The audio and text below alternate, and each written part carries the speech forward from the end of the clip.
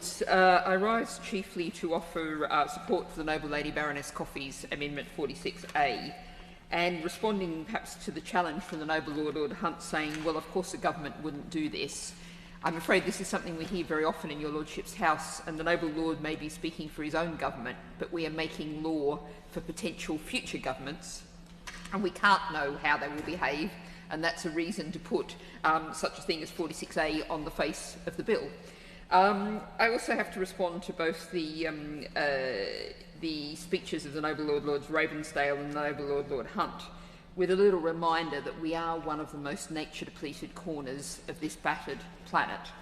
And if our regulators have not succeeded in doing the job they should have done in protecting nature, then the answer to that is not to take away more power from the regulators, make them work better by all means, but what this bill currently does, and we will undoubtedly, as the Noble Lady Baroness Coffey said, be getting to part 3 at great length, what this bill does is takes away an enormous amount of protection for nature, which is a huge problem.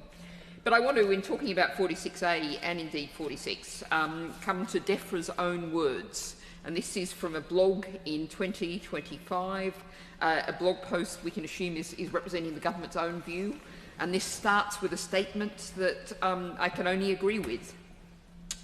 Nature is the bedrock of our entire way of life.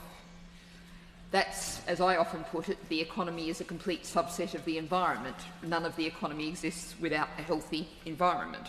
And that blog is seeking to actually defend the Nature Restoration Fund, the Environment Delivery Plans, all of the steps that this government is introducing. Now, you might say that it's a little too vehement for its own good.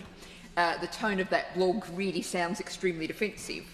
But nonetheless, I think we can all think of examples of a case where the government is doing something for nature on one hand and with other policies doing enormous damage with another. Now, one of the obvious examples that comes to case here is peat. Peatlands, terribly important for nature, terribly important for climate. Large amounts of money is being spent to restore peatlands.